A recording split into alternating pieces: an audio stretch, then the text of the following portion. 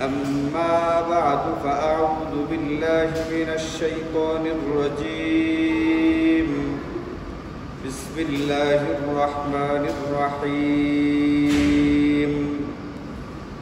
والفجر وليال عشر والشفع والوتر وقال سيدنا رسول الله صلى الله عليه وسلم إذا رأيتم هلال ذي الحجة وأراد أحدكم أن يضحي فليمسك عن شعره وأظفاره آمنت بالله صدق الله مولانا العلي العظيم وصدق رسوله النبي الكريم ونحن على ذلك لمن الشاهدين والشاكرين والحمد لله رب العالمين اللهم صل على محمد وعلى آل محمد كما صليت على إبراهيم وعلى آل إبراهيم إنك حميد مجيد اللهم بارك على محمد وعلى آل محمد كما باركت على إبراهيم وعلى آل إبراهيم إنك حميد مجيد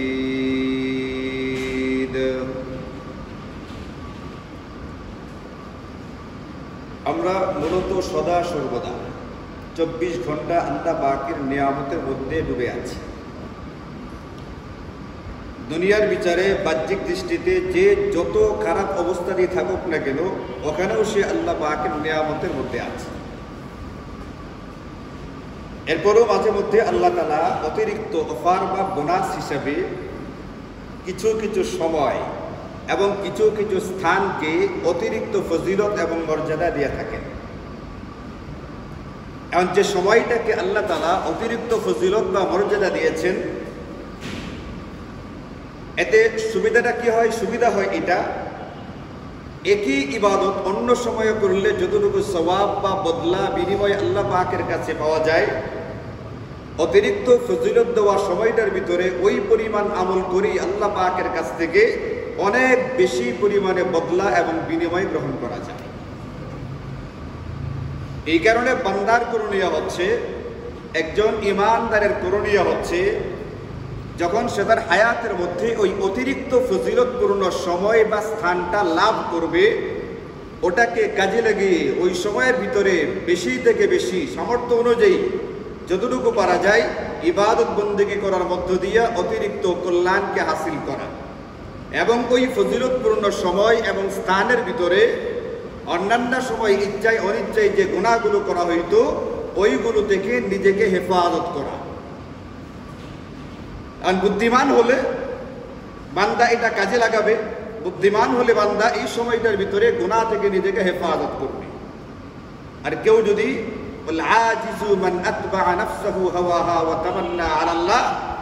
নিজের ইচ্ছে মতো জিন্দেগি যাপন করতে থাকে আর আল্লাহ পাকের কাছে সে অফুরন্ত বদলার আশা করতে থাকে, ক্ষমার আশা করতে থাকে, তাহলে এই বোকা, এই অক্ষম, এই নির্বোধ ব্যক্তির পর্যায়ে নিজেকে নিয়ে যেতে চায়, এটা হচ্ছে তার নিজস্ব ব্যাপার। কিন্তু আল্লাহ এবং তার রসুল ইসলামী শরিয়া আমাদেরকে বলে বোকা বা নির্বোধ না হয়ে তুমি বুদ্ধিমান হওয়ার চেষ্টা করো, কাজে কর্মে বুদ্ধিমত্তার পরিচয় দাও। আর সেটার একটা ব্যবস্থা হচ্ছে এটা, অতিরিক্ত ফজিলতপূর্ণ সময় বা স্থান যখন তুমি হাসিল করবে ওটাকে সুবর্ণ সুযোগ হিসাবে গ্রহণ করো এবং কাজে লাগানোর চেষ্টা করো। এখন এই ধরনের অতিরিক্ত ফজিলত দেওয়া হয়েছে যতগুলো সময় আছে, এর ভিতরে গুরুত্বপূর্ণ একটা সময় হচ্ছে আরবি বা হিজরি সনের সর্বশেষ মাস, যেটা যুলহিজ্জা বা জিলহজ মাস। এই মাসের প্রথম দশক, জিলহজ মাসের প্রথম দশক, যে প্রথম যে 10 দিন, এটাকে আল্লাহ পাকের পক্ষ থেকে অতিরিক্ত ফজিলত এবং মর্যাদা দেওয়া আছে। যেমন আমরা কুরআনুল কারীমের সূরাতুল ফজর এর শুরুতে দেখি আল্লাহ পাক বলেন ওয়াল ফজরি ওয়া লায়ালিন আশরিন ওয়াশ শাফঈ ওয়াল ওয়াতর। আল্লাহ পাক এখানে কয়েকটা জিনিসের কসম খেয়েছেন, তার ভিতরে একটা হচ্ছে ওয়াল লায়ালিন আশর, এবং 10 রজনীর কসম খেয়ে বলছি। আল্লাহ বলতেছেন 10 রজনীর কসম। এখানে 10 রজনী মানে 10 দিন 10 রাত। এই 10টা দিন কোন দিনটা? যে দিনগুলোর ব্যাপারে, যে দিনগুলোর কসম আল্লাহ পাক খাচ্ছেন, যদিও দিনগুলো মাখলুক, আল্লাহ পাকের বানানো সৃষ্ট জিনিস, আমাদের জন্য আল্লাহ ছাড়া অন্য কারো নামে কসম করা জায়েজ নাই, কিন্তু আল্লাহ পাক তো সকল বিধি বিধানের ঊর্ধ্বে, আল্লাহ পাকের বেলায় কোনো বিধান চলে না, আল্লাহ পাক বিধান দিয়ে থাকেন। এই জন্য আল্লাহ পাক যা ইচ্ছা তা করতে পারেন, ফাআলুল লিমা ইউরিদ। আল্লাহ পাক যে কোনো বস্তুর নামে কসমও খেতে পারেন, এটা আল্লাহ পাকের ইচ্ছা। কিন্তু মুফাসসিরিনে কেরাম এটা বলেন, আল্লাহ পাক যখন কোনো বস্তুর নামে কসম খেয়ে থাকেন, বুঝতে হবে ওই বস্তু বা জিনিসটা অতীব গুরুত্বপূর্ণ একটা বিষয়, এই কারণে আল্লাহ পাক ওই জিনিসের কসম খেয়ে থাকেন। এখন আল্লাহ তাআলা কসম খেয়েছেন 10 রজনী বা 10 দিনের। রাইসুল মুফাসসিরিন, সর্বকালের সর্বশ্রেষ্ঠ মুফাসসির, নবীজির চাচাতো ভাই হযরত আব্দুল্লাহ ইবনে আব্বাস রাদিয়াল্লাহু আনহুমা, তিনি সহকারে একদল বিশাল মুফাসসিরিনে কেরামের দল বলেছেন, এই যে আল্লাহ পাক 10 দিনের কসমটা খেয়েছেন, এই 10 দিন হচ্ছে জিলহজ মাসের প্রথম 10 দিন।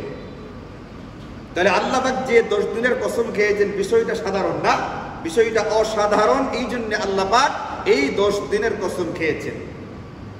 এবং এই 10 দিনের গুরুত্বের পাশাপাশি 10 দিনের ফজিলত বা মর্যাদা যে বেশি, এই ব্যাপারে আমাদের নবীজি সাল্লাল্লাহু আলাইহি ওয়াসাল্লাম হাদিসে পাকের মধ্যে ইরশাদ করেন, মা মিন আইয়ামিনিল আমালুস সালিহু ফিহা আহাব্বু ইলাল্লাহ মিন হাযিহিল আইয়াম, ইয়ানি আইয়ামাল আশর। বান্দা সারা বছরের 365 দিনের ভিতরে যতগুলো দিনের ভিতরে ইবাদত বন্দেগী করে থাকে, এই দিনগুলোর ভিতরে জিলহজের প্রথম 10 দিন যে ইবাদতগুলো করে থাকে, এই ইবাদতগুলো আল্লাহ পাকের কাছে সবচেয়ে প্রিয়। জোহরের নামাজ আমি আজকেও পড়তেছি, কিন্তু এখনো আজকে জিলহজের প্রথম দশক শুরু হয়নি। এই আমলটাও আল্লাহ পাকের কাছে পছন্দনীয়, কিন্তু আজকের জোহরটা, আজকের নফল ইবাদত বন্দেগী, আজকের তেলাওয়াতের যে ফজিলত বা মর্যাদা, জিলহজের প্রথম 10 দিন যে আমলটা করব, এর ফজিলত মর্যাদা আজকের চাইতে অনেক বেশি হবে। আল্লাহ পাকের দরবারে ওই আমলটা অতিরিক্ত পছন্দের হয়ে থাকে। সাহাবায়ে কেরাম জিজ্ঞেস করেন যে ওয়ালাল জিহাদু ফি সাবিলিল্লাহ ইয়া রাসূলুল্লাহ। সাহাবায়ে কেরাম জানতেন যে আল্লাহ পাকের কাছে সদা সর্বদার জন্য, শুধুমাত্র জিলহজের প্রথম 10 দিন না, রমজানের শেষ 10 দিনও না, সদা সর্বদার জন্য আল্লাহ পাকের কাছে অতি পছন্দের একটা আমল হচ্ছে আল্লাহ পাকের রাস্তায় জিহাদ করা। এখন যখন নবীজি বললেন যে জিলহজের প্রথম 10 দিন যে আমলগুলো করা হয়ে থাকে, এই আমলগুলো আল্লাহ পাকের কাছে সবচেয়ে বেশি, এখন সাহাবায়ে কেরামের মনের ভিতরে প্রশ্ন দেখা দিল যে নবীর কাছ থেকে আমরা শুনেছি, যে কোরআন থেকে আমরা দেখেছি আল্লাহ পাকের রাস্তায় নিজের জান মাল নিয়ে জিহাদ করা, শত্রুর মোকাবেলা করা, ইহুদি নাসারা যারা মুসলমানদেরকে পৃথিবী থেকে সমূলে নির্মূল করতে চায়, এদের বিরুদ্ধে যুদ্ধ জিহাদ করার ফজিলত সবচেয়ে বেশি। এখন নবীজি বলেন জিলহজের আমলগুলো সবচেয়ে প্রিয়, তাহলে ওটার কি হবে? এই প্রশ্ন মনে উদিত হওয়ার পরে প্রশ্ন করলেন যে ওয়ালাল জিহাদু ফি সাবিলিল্লাহ ইয়া রাসূলুল্লাহ, হে আল্লাহর রাসূল, 10 দিনের যে আমলগুলো আমরা করি জিলহজ মাসে, এই আমলগুলি তো প্রিয় আমরা জানি, কিন্তু আল্লাহ পাকের রাস্তায় জিহাদের চাইতে বেশি প্রিয় তো না? নবীজি বললেন যে না, ওয়ালাল জিহাদু ফি সাবিলিল্লাহ, আল্লাহ পাকের রাস্তায় জিহাদের চাইতেও এই 10 দিনের ইবাদত বন্দেগীগুলো আল্লাহ পাকের কাছে বেশি প্রিয়। তবে ব্যতিক্রম আছে একটা, ইল্লা রাজুলুন খারাজা বিনাফসিহি ওয়া মালিহি, একজন ব্যক্তি নিজের জান মাল নিয়ে আল্লাহ পাকের রাস্তায় যুদ্ধ জিহাদের জন্য বের হইল, এরপরে ফালাম ইয়ারজি মিন যালিকা বিশাইইন, জান মাল নিয়ে বাড়িতে আর ফিরতে পারলো না, নিজের জান মাল আল্লাহ পাকের রাস্তায় বিলিয়ে দিল।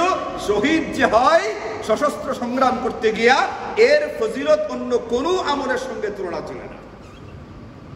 এই জন্য মেরে ভাইও, শহীদ হয়ে গেলে তো এটা ভিন্ন জিনিস, আর শহীদ হইতে না পারলে যদি জিহাদের মতো আমলের চেয়ে অতিরিক্ত ফজিলতপূর্ণ আমল আমরা করতে চাই, আমাদের জন্য আল্লাহ পাকের পক্ষ থেকে দয়া করে, মেহরবানি করে, এহসান করে একটা সুবর্ণ সুযোগ আমাদেরকে দেওয়া হয়েছে জিলহজের প্রথম 10 দিন তোমরা একটু ইবাদত বন্দেগীর পরিমাণ বাড়াবা। এই 10 দিনকে গুরুত্ব দিয়া ফজিলতের কথাটাকে মাথায় রেখে আল্লাহ রাসূল যে আমলগুলো করতে বলেছেন সেইগুলো করার চেষ্টা করো। এই কারণে আমি আপনি মুসলমান হিসাবে এই জিনিসটা মাথায় রাখি। সাহাবায়ে কেরামের মনের ভিতরে যে প্রশ্নটা উদয় হয়েছে, জীবন ভরা জানলাম, জীবন ভরা শুনলাম, কোরআন হাদিস আমাদেরকে এই কথা বলে আল্লাহ পাকের রাস্তায় জিহাদ করা সবচেয়ে গুরুত্বপূর্ণ, সবচেয়ে ফজিলতপূর্ণ ইবাদত, এটার চেয়ে এটা কিভাবে প্রিয় হলো। এখান থেকে আমরা বুঝতে পারি সদা সর্বদার জন্য একটা বিধান এমন আছে যে বিধানটা সদা সর্বদার জন্য, সকল যুগের জন্যই আল্লাহ রাসূলের কাছে সবচাইতে প্রিয় এবং সবচাইতে ফজিলতপূর্ণ। ওই বিধানটা হচ্ছে আল্লাহ পাকের রাস্তায় নিজের জান এবং মাল নিয়ে জিহাদ করা। আজকে এই আমলটাকে ছেড়ে দেওয়ার কারণে দেখেন দৈনিক পেপারে খবরটা পড়ি, দৈনিক দিচ্ছি। আজকে ইসরায়েলের বোমা হামলায়, ইসরায়েলের আক্রমণে ফিলিস্তিনের 100 মারা গেছে, 80 জন মারা গেছে। আজকে সকালেও দেখলাম 500 জন মারা গেছে গত 2 দিনের ভিতরে। মানুষকে এমন ভাবে মেরে ফেলা হচ্ছে। বাংলাদেশের আপনি যদি একটা বাঘকে হত্যা করে ফেলা হয়, হত্যাও করে নাই, কিছুদিন আগে একটা বাঘের উপরে সম্ভবত হামলা হয়েছিল, অথবা শেরপুরে হাতির আক্রমণের কারণে হাতিকে মারধর করা হয়েছে বা কারেন্ট দিয়ে শক দেওয়া হয়েছে, এটা নিয়ে পেপার পত্রিকায় খবর হয়ে গেছে। যারা নাকি ওই শকটা দিছে হাতিকে, তাদের নামে মামলা পর্যন্ত হয়ে গেছে। কেন একটা বন্য হাতিকে আক্রমণ করা হলো, তার ক্ষতি করা হলো, তাকে কারেন্টের শক দেওয়া হইল। বনের একটা হিংস্র প্রাণী যেটার বাহ্যিকভাবে আমাদের কোনো উপকারিতা নেই, বরং আমরা ভয় পাই, আমরা আতঙ্কে থাকি, আমাদের জন্য ক্ষতিকর এমন একটা প্রাণীকে মেরে ফেললে পেপার পত্রিকায় খবর হয়ে যায়। আর দুনিয়াতে মুসলমানদেরকে এমনভাবে নির্মূল করা হচ্ছে, আমি আপনি কিছুই করতে পারতেছি না। অসুবিধাটা কোথায়? আল্লাহ পাকের রাস্তায় জিহাদের বিধানটাকে ছেড়ে দেওয়ার কারণে, এই সম্পর্কে আমাদের জাহালতের কারণে, মূর্খতা অজ্ঞতার কারণে, আমাদের এই ব্যাপারে কোনো রকমের তৎপরতা না থাকবার কারণে। এই জন্য মেরে ভাইও, আমি আপনাদেরকে আগেও বিভিন্ন সময় বারবার আপনাদেরকে সজাগ করার চেষ্টা করেছি, সচেতন করার চেষ্টা করেছি। অন্তত এই মুহূর্তে আমাদের জিহাদ সম্পর্কে যেটা করা যায়, এটা হচ্ছে জিহাদ সম্পর্কে একটু পড়াশোনা করা, জানা, ইসলামী শরীয়তে এর বিধানটা কতটুকু গুরুত্ব রাখে এটাকে বোঝার চেষ্টা করা। কুরআনুল কারীমে অসংখ্য আয়াত, হাদিসের ভিতরে অসংখ্য হাদিস, আলাদা অধ্যায় লেখা হয়েছে কিতাবুল জিহাদ নামে। আমরা যদি হাদিসগুলোকে মানি, নবীজির কথাকে মানি, নবীজিকে মানি, নবীজির সিরাত এবং সুন্নাহর কিতাবগুলো পড়ে দেখবেন জিহাদ সম্পর্কে আলাদা বিশাল বিশাল অধ্যায় লেখা হয়েছে। কিন্তু এই সম্পর্কে আমাদের একেবারেই জানাশোনা নেই। অন্তত প্রাথমিক যে প্রস্তুতিটা, জিহাদ সম্পর্কে আমাদের পড়াশোনা দরকার, এবং সময় সুযোগ হলে এই সম্পর্কে যে প্রস্তুতিগুলো নেওয়ার মতো সুযোগ সুবিধা আছে, কোনো রকমের অসুবিধায় পড়তে হবে না, এই প্রস্তুতিগুলো আমাদের নেওয়া দরকার। নামাজ যেরকম ফরজ, যাকাত যেরকম ফরজ, আল্লাহ পাক কুরআনুল কারীমে বলেছেন ওয়া'আইদু লাহুম মাসতাতা'তুম মিন কুওয়া, তুমি তোমার সামর্থ্য অনুযায়ী জিহাদের প্রস্তুতি গ্রহণ করো। এটাকে বলে ইআদাদে জিহাদ। এটাও আমাদের উপর একটা ফরজ বিধান। নামাজ ফরজ, যেরকম ফরজটাকে আদায় করি, জিহাদের প্রস্তুতি গ্রহণ করা এটাও একটা ফরজ বিধান। এই ফরজটা আমার আদায় হওয়া দরকার কোনো না কোনো ভাবে, আল্লাহ পাকের কাছ থেকে দায় মুক্ত হওয়ার জন্য। একটু যেন বলতে পারি আল্লাহ পাক আমি এতটুকু প্রস্তুতি নিয়েছিলাম, বলতে যেন পারি, এটার জন্য হলো আমাদের একটু কিতাবপত্র পড়া দরকার। একেবারে পড়াও হইল না, সামরিক প্রস্তুতি নেওয়া হইল না, মনের ভিতরে জজবাও আসতো না, কিছুই করলাম না, আল্লাহ পাকের দরবারে মুখ দেখানো হবে কিভাবে, এর জবাবদিহিতা কিভাবে করা হবে। মাম্মাতা ওয়ালাম ইয়াকজু, নবীজি বলেন কোন ব্যক্তি মারা গেল যুদ্ধ জিহাদ করতে পারলো না, যুদ্ধ জিহাদ করে নাই, সুযোগ আসার পরেও অংশগ্রহণ করে নাই, অথবা সুযোগটা আসেই নেই, সরাসরি অংশগ্রহণ করার মতো অবস্থা তার সামনে তৈরি হয় নাই, কিন্তু ওয়ালাম ইউহাদ্দিস নাফসাহু, মনে মনে সে আশাও করে নাই। একটা হলো সুযোগ নেই, সুবিধা নেই, মনে মনে আশা তো করবে। যদি মনে মনে আশাও না করে, তাহলে এই ব্যক্তিটা মারা গেল মা তাআলা শুবাতিন মিনান নিফাক, মুনাফিকের একটা নিদর্শন বা মুনাফিকের একটা অবস্থাকে গ্রহণ করে। এটা কোনো খামখেয়ালির কথা না। মুনাফিকদের ঠিকানা কোথায় হবে? আল্লাহ বলছেন কুরআনুল কারীমে, জাহান্নামের সবচেয়ে নিচুতম স্তর যেটা হবে, সবচেয়ে নিকৃষ্ট স্তর যেটা হবে, সবচেয়ে কঠিন আযাবের জায়গা যেটা হবে, ওখানে মুনাফিকদের ঠিকানা হবে। এমন একজন ব্যক্তি জিহাদ করলো না, জিহাদ করবার জন্য ভিতরে কোনো জজবা পোষণও করলো না, আগ্রহ দিনের ভিতরে লাগলো না, মা তাআলা শুবাতিন মিনান নিফাক, এই ব্যক্তিরা মুনাফিক অবস্থায় মারা যাবে।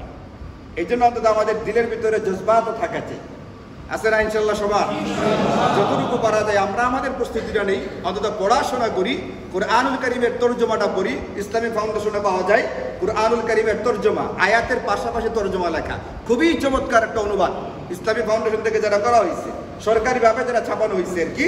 কুরআনুল কারীমের আয়াতের পাশাপাশি তরজমাটা, মানে কোন আয়াতের কোন তরজমা এটা আপনি বুঝতে পারবেন।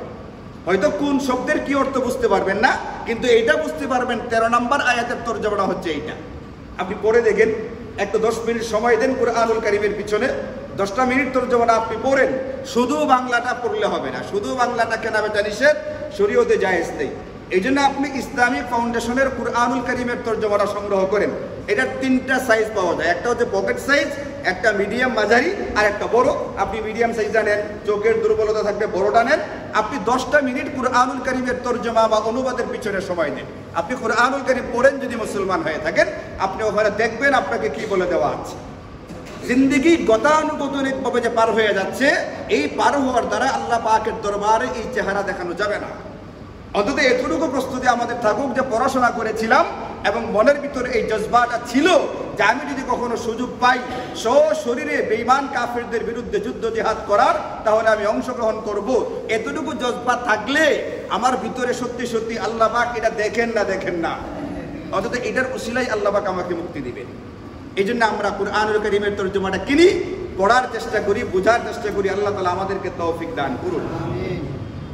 তো এই হাদিস থেকে আমাদের আজকের আলোচনার বিষয় যেটা আমাদের জন্য শিক্ষণীয় বিষয়, সাহাবায়ে কেরাম যখন বললেন যে আল্লাহ পাকের রাস্তায় জিহাদের চেয়ে ফজিলত বেশি, নবীজি বললেন যে হ্যাঁ, যদি কোনো ব্যক্তি জিলহজ মাসের প্রথম 10 দিন ইবাদত বন্দেগী করতে পারে, তার এই ইবাদত বন্দেগীগুলো এই 10 দিনের বাহিরে করলে যে পরিমাণ লাভ হইতো, সওয়াব হইতো, এর চেয়ে ঢের বেশি, এর চেয়ে বহুগুণ বেশি সওয়াব এবং ফজিলত আল্লাহ পাক দিবেন ওই 10 দিনের ভিতরে করবার কারণে।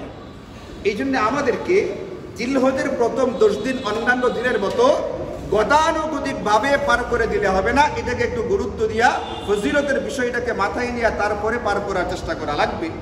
এখন আমরা কি করতে পারি এই ব্যাপারে আমি আপনাদেরকে আগামী শুক্রবারের আগে যেগুলো লাগবে আজকে সেইগুলো বলার চেষ্টা করতেছি। আর কিছু আছে আগামী শুক্রবারে জানলে হবে, যেগুলো করতে হবে আগামী শুক্রবারের পরে গিয়া।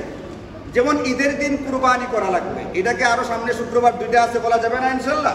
বলা যাবে। আজকে আমি আপনাদেরকে আগামী শুক্রবারের আগেই যেগুলো করা লাগবে এইগুলো বলার চেষ্টা করতেছি, যেহেতু আমাদের সময়ের স্বল্পতা আছে। এখন এই ব্যাপারে 1 নম্বর যে করণীয়টা, আল্লাহ পাক বলছেন আমি আসমান আর জমিন যেদিন বানিয়েছি সেদিন থেকে 12 মাসের একটা বছর বানিয়েছি।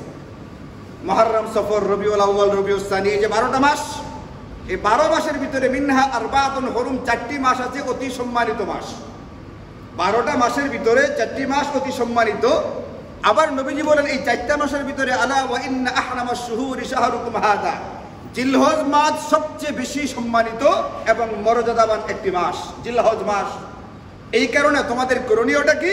আল্লাহ পাক নিজে বলছেন ফালা তাজলিমু ফিহিন্না আনফুসাকুম, তোমরা এই 4টা মাসের ভিতরে নিজেদের উপরে জুলুম করো না। আপনি বলেন আল্লাহ পাক যে বললেন, নির্দেশ দিয়েছেন একটা, তোমরা তোমাদের নিজেদের উপরে জুলুম করো না। এই জুলুম করো না মানে কি? ফালা তাসুল্লাহ ফিহা, এই দিনগুলোর ভিতরে আল্লাহর রাসূলের নাফরমানি করবে না, এই দিনগুলোর ভিতরে কোনো গুনাহ করবে না, নিজেদেরকে গুনাহ থেকে হেফাজত করবে। আচ্ছা আপনি বলেন এই 10 দিন গুনাহ করলাম না, এরপরে আমার গুনাহ করার সুযোগ আছে? গুনাহ করার সুযোগ কখনোই আমাদের জন্য নেই। আমাদের 1 নম্বর কর্তব্য করণীয় হচ্ছে পৃথিবীতে গুনাহ থেকে নিজেকে হেফাজত করা। ইবাদত বন্দেগী পরে করা হবে, আগে নিজেকে গুনাহ থেকে হেফাজত করতে হবে। আগে তাখলিয়া, এরপরে তাহলিয়া। আগে নিজেকে সমস্ত আবর্জনা থেকে মুক্ত করে ফেলতে হবে। আপনি যদি এই ওয়ালটা রং করেন, প্রথমেই রং করবেন না প্রথমে এটাকে সিরিজ কাগজ দিয়ে ঘষে সাফ করবেন? আগে কোনটা করা হবে? রং করা হবে না সাফ করা হবে? আগে সাফ করতে হবে, তাহলিয়া, আগে খালি করে ফেলতে হবে নিজেকে সমস্ত গুনাহ থেকে, গুনাহ নামের আবর্জনা থেকে, গুনাহ নামের নোংরা থেকে, গুনাহ নামের ময়লা থেকে নিজেকে সাফ করে ফেলতে হবে। এই জন্য আল্লাহ পাকের পক্ষ থেকে আমাদের উপরে এই 10 দিনের ব্যাপারে বিশেষ গুরুত্ব দিয়া গুনাহ থেকে বাঁচার জন্য 1 নম্বরের হুকুমটা দিয়েছেন, ফালা তাজলিমু ফিহিন্না আনফুসাকুম, তোমরা এই দিনগুলোর ভিতরে নিজের নফসের উপরে জুলুম করো না, মানে কোনোভাবেই কোনো রকমের গুনাহের ভিতরে লিপ্ত হওয়ার চেষ্টা করো না।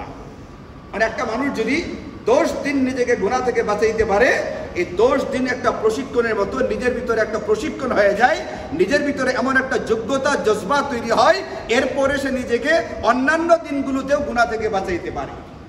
একটা লোক যদি দেখে 10 দিন পান না খায়া আমি থাকতে পারি, একজন পানখোর যদি দেখে 10 দিন টানা পান খাই নাই আমি মারা যাই নাই, আমার মাথা এলোমেলো হয়নি, পাগলও হই নাই, আমি এখনো সুস্থ আছি, তাহলে 10 দিন যেহেতু পান খাই নাই এর মানে কি বোঝা গেল? ইচ্ছা করলে পরেও আমার পান না খেলে চলবে না? চলবে না। একজন সিগারেট খোর, বিড়ি খোর, বিড়ি খায়, বিড়ি না খাইলে চলে না, রোজা রাখতে পারে না শুধুমাত্র বিড়ির কারণে, ভাত তরকারির কারণে না, কোনো একটা কারণে ডাক্তার বলছে বিড়ি খাইবেন তো মরে যাবেন, আপনাকে 10 দিন বিড়ি খাওয়া বন্ধ। সিগারেট খুরকে বলছে সিগারেট বন্ধ, বিড়ি খুরকে বলছে বিড়ি বন্ধ।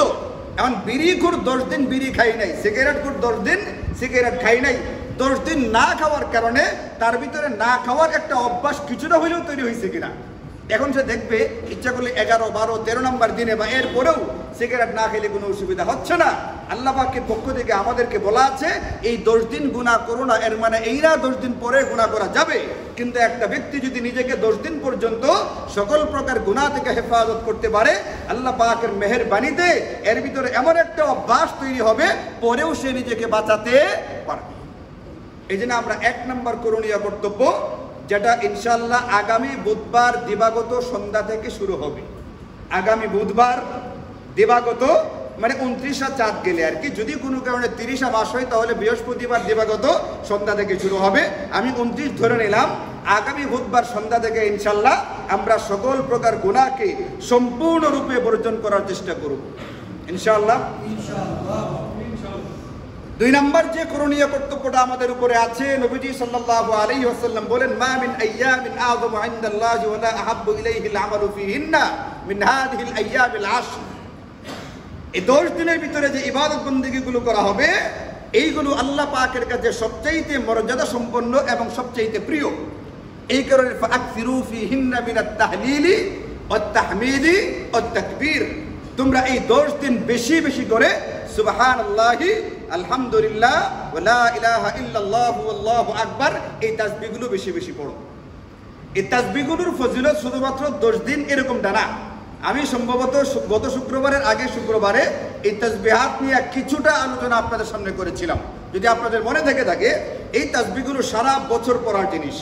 এই তাসবিহগুলো শুধুমাত্র পরকালের সওয়াবের জন্য না, এই তাসবিহগুলো যারা নিয়মিতভাবে পড়বে এরা দুনিয়ার জিন্দেগিতেও সুখ এবং শান্তিতে থাকবে। এরা আগুনের ভিতরে থেকেও আগুনের কষ্টটা অনুভব করবে না, এরা এক প্রকার মানসিক দিক থেকে সুখে থাকবে। আল্লাহ পাক এদেরকে সুখের ভিতরে রাখবেন। এরা দারিদ্র্যের কষাঘাতে জর্জরিত হবে, এরা বিভিন্ন রকমের পেরেশানির অগ্নির ভিতরে থাকবে, কিন্তু মানসিক দিক থেকে চাঙ্গা থাকবে, তাকে পেরেশানি স্পর্শ করবে না। এতই ফজিলতপূর্ণ এই তাসবিহাতগুলো। এই জন্য আমাদেরকে আল্লাহর নবী বলছেন ফাকসিরু ফীহিন্না মিনাত তাহলিলি ওয়াত তাহমিদি ওয়াত তাকবীর, এই তাসবিহগুলোকে তোমরা এই 10 দিন বেশি বেশি পড়বে এবং এই 10 দিনে এমন ভাবে অভ্যাসটা তৈরি করবে যাতে সারা বছর এই ধাক্কাটা তোমাকে নিয়ে যায়। এতে করে বছরের বাকি দিনগুলোতেও পড়ার ইনশাআল্লাহ সুযোগ হবে। আপনারা জানেন আমাদের তাবলীগ জামাতের সাথীরা, তাবলীগ জামাতের ভাইয়েরা 3 তাসবিহ নামে এই আমলগুলো করে সকাল সন্ধ্যায়। তো যারা করে আপনি এদেরকে জিজ্ঞেস করবেন যে জিন্দগিতে সবসময় করে, নিয়মিত করে, হোক সেটা স্বল্প, কিন্তু যারা নিয়মিত করে আপনি দেখবেন এদেরকে জিজ্ঞেস করে এরা মানসিক দিক থেকে কতটুকু ভালো আছে। এরকমভাবে আমাদের যারা পীর মাশায়েখ আছেন, ওনাদের যারা মুরিদান, যারা নিয়মিত আমল দিয়ে থাকেন, যে মুরিদান যারা নিয়মিত আমলগুলো করে আপনি এদেরকে জিজ্ঞেস করে দেখবেন তুমি কতটুকু ভালো আছো। আপনি এইভাবে বুঝবেন না, দুনিয়ার চাকচিক্য টাকা পয়সা সম্পদ দিয়ে আপনি বুঝতে পারবেন না। টাকা পয়সা বাহ্যিক চাণক্য আসবে, চাকচিক্য আনবে, কিন্তু ভিতরগতভাবে সে কি অবস্থায় আছে এটা আপনি ঘরের ভিতরে গেলে তখন টের পাবেন। অথবা যদি তার হৃদয়ের ভিতরে উকি মারার সুযোগ আপনার হয়, উকি দিলে আপনি দেখতে পারবেন ওই জায়গায় কি পরিমাণ যন্ত্রণা চলছে। এই জন্য মেরে ভাই আমাদের 2 নম্বর করণীয় হচ্ছে, কর্তব্য হচ্ছে, নবীজি সাল্লাল্লাহু আলাইহি ওয়াসাল্লাম বলেন এই 10 দিন তুমি তাসবিহাত গুলোকে বেশি থেকে বেশি পড়ার চেষ্টা করো। আল্লাহ পাক কুরআনুল কারীমে অসংখ্য আয়াতে বলছেন ওয়াসাব্বিহুহু বুকরাতাও ওয়া আসীলা, তোমরা সকাল সন্ধ্যায় তাসবিহ গুলো পড়ো, সুবহানাল্লাহি আলহামদুলিল্লাহ লা ইলাহা ইল্লাল্লাহু আল্লাহু আকবার। যদি পারা যায় লা হাওলা ওয়ালা কুওয়াতা ইল্লা বিল্লাহ, যে কোনো একটা দুরূদ শরীফ সাল্লাল্লাহু আলাইহি ওয়াসাল্লাম, সবচেয়ে ছোট্ট দুরূদ এটা আপনি পড়েন, কোনো অসুবিধা নেই।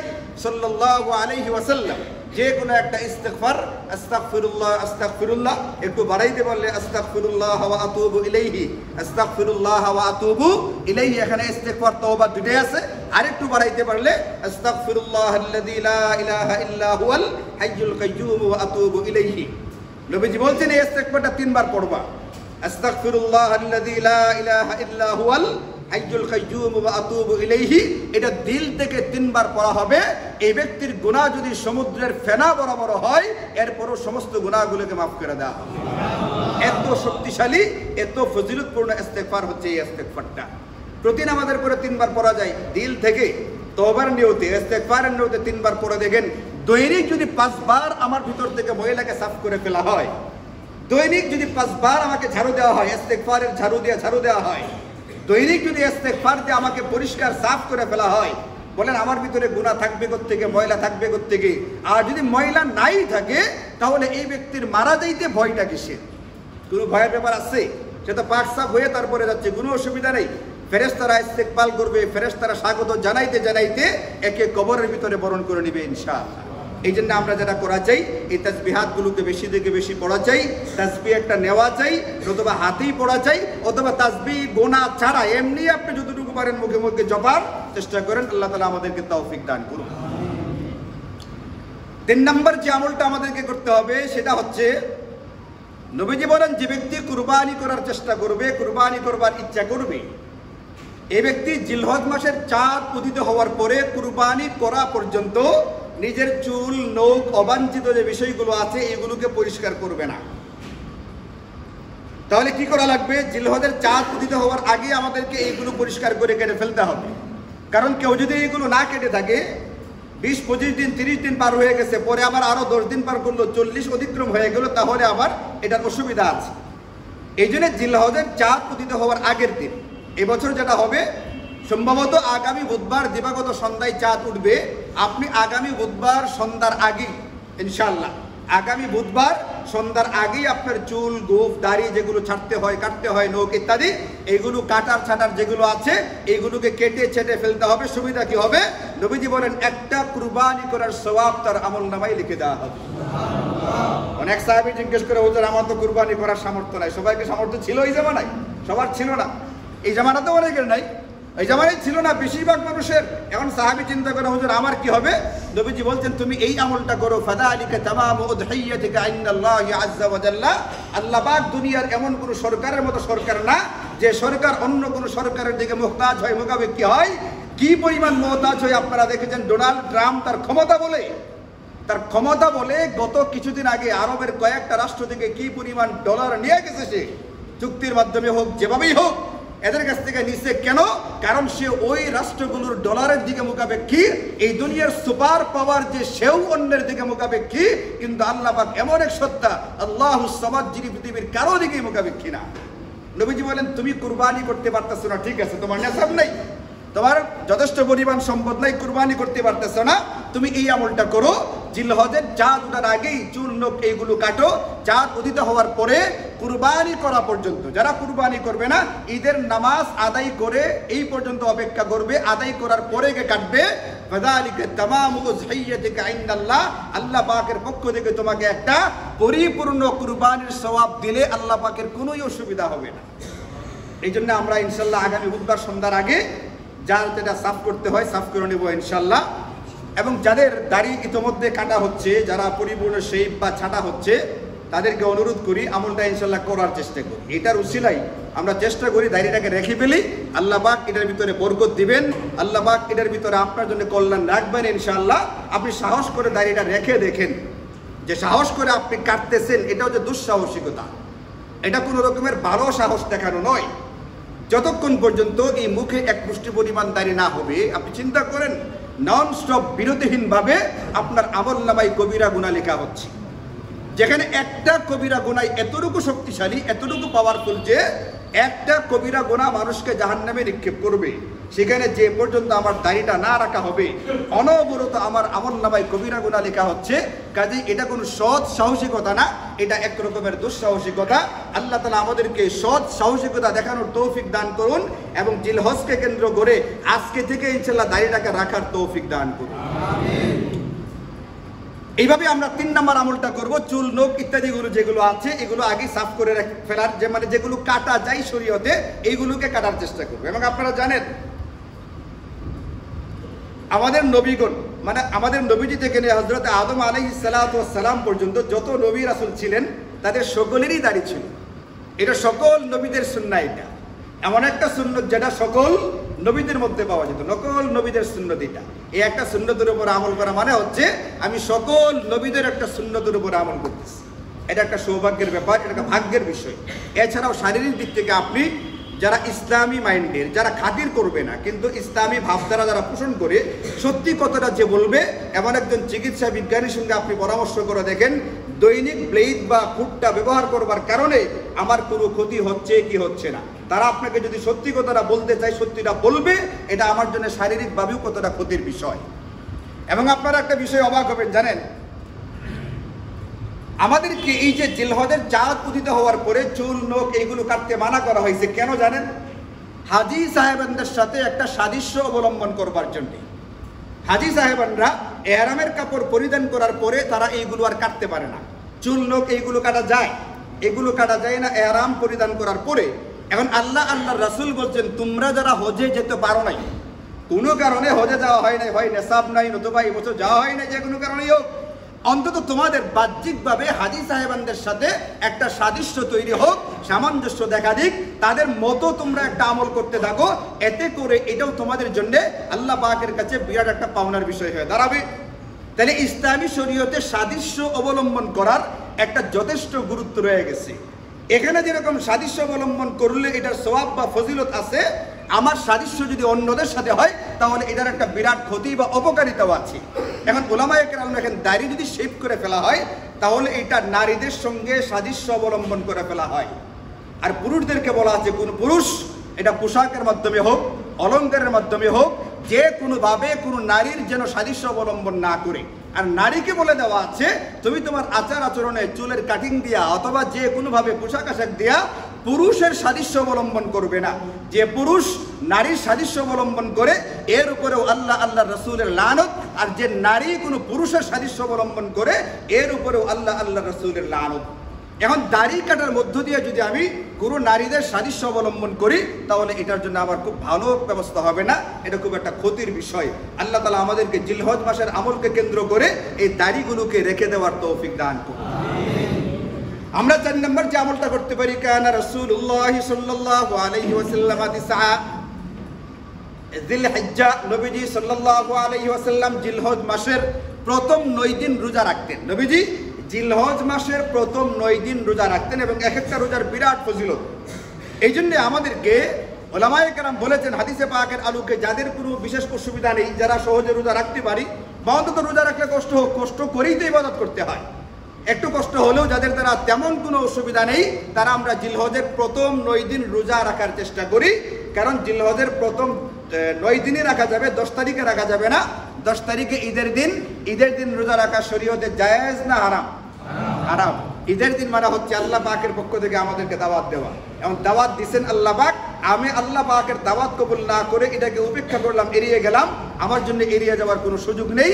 ওই জন্য ওই দিন রোজা রাখা যাবে না, প্রথম 9 দিন রোজা রাখার সুযোগ আছে এবং যথেষ্ট ফজিলত আছে। নবীজি নিজে রাখতেন, আমরা যারা পারি প্রথম 9 দিন রোজা রাখার চেষ্টা করি। আল্লাহ তাআলা আমাদেরকে তৌফিক দান করুন। এরপরের যে আমলগুলো আছে এই আমলগুলো ইনশাআল্লাহ আগামী শুক্রবারে বললে হবে, আমি আপনাদেরকে আগামী শুক্রবারে বলবো। আজকে শুধু একটা ছোট্ট কথা বলে দিই আপনাদেরকে,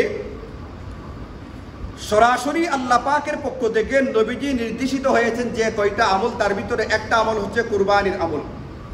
সরাসরি আল্লাহ তাআলা হুকুম করেছেন কাকে? নবীজিকে। ওয়ানহার ফাসাল্লি লিরাব্বিকা ওয়ানহার, এটাকে হাদিস না? ফাসাল্লি লিরাব্বিকা ওয়ানহার হাদিস না? এটা কুরআনুল কারীমের আয়াত। কোন সূরা এটা? এটা তো আমাদের সবারই জানা আছে, এটা সূরা কাউসারের তরজমাটা পড়ে দেখেন, ওখানে আল্লাহ পাক সরাসরি হুকুম করেছেন ওয়ানহার, নবীজি আপনি কুরবানি করুন। কুরবানি কে করবে? যে নেশাব পরিমাণ সম্পদের মালিক। নেশাব কাকে বলে? একটা নির্ধারিত পরিমাণকে বলে। এখন এই বছরের নির্ধারিত পরিমাণটা কতটুকু? এই বছর উলামায়ে কেরাম বলছেন যার কাছে 91,000 টাকা সমপরিমাণ অতিরিক্ত কোনো সম্পদ থাকবে, এটা টাকা হতে পারে, জমিন হতে পারে, বাড়ি হতে পারে, ব্যবসায়িক পণ্য হতে পারে, অতিরিক্ত যে কোনো কিছু, কত টাকা সমপরিমাণ? ৯১,০০০ সমপরিমাণ যদি কারো কাছে অতিরিক্ত থেকে থাকে তাহলে তার উপরে কুরবানি করা ওয়াজিব।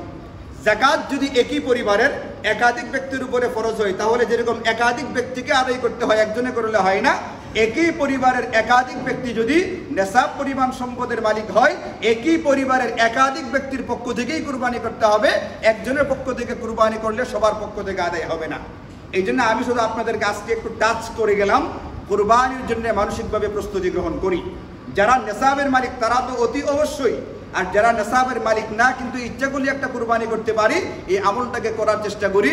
আমার আমল নামায় জন্য কুরবানির আমল একটা কি হয়, জমা হয়, কারণ এটা বছরে একবারই করা যায়। এরপরে আপনি চাইলে ৩ লাখ টাকার গরু জবাই করলেও এটা কুরবানি হবে না, গোশতের জন্য জবাই হবে। এটা বছরে একবারই করা যায়। এই জন্য যারা নেশাব পরিমাণ সম্পদের মালিক না, ইনারাও যদি পারেন চেষ্টা তদবির করে কুরবানি করার নিয়ত করেন। কোনো রকম ধান্দাবাজদের ধান্দাবাজি, কোনো রকমের ধানাই পানাই যারা করে, প্রপাগান্ডা যারা চালায়, যারা অপপ্রচারকারী, এদের অপপ্রচার বা প্রপাগান্ডাতে কান না দিয়ে আপনি আল্লাহ রসুলের কথাটাকে মেনে নিয়ে কুরবানি করার মানসিক প্রস্তুতি শুরু করুন এবং কুরবানি করবেন। এই ব্যাপারে এখন থেকে ঘরের ভিতরে পরামর্শ করার প্রয়োজন হলে পরামর্শ ইনশাল্লাহ করতে থাকেন। নবীজি বলেছেন, যে ব্যক্তির উপরে কুরবানি ওয়াজিব কুরবানি করলো না, সে আসলে আমাদের ঈদগাহে আসার উপযুক্ত রইল না।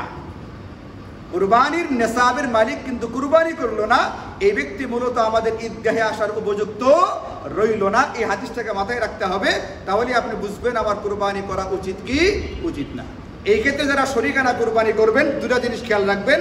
১ নম্বর, আপনি যার সঙ্গে শরীক হচ্ছেন তার নিয়তটা সহি কিনা, বিশুদ্ধ নিয়তে কুরবানি করছে কিনা, এবং ২ নম্বর, যার সঙ্গে আপনি শরীক হবেন তার উপার্জনটা কোরআন সুন্নাহর দৃষ্টিতে হালাল কিনা।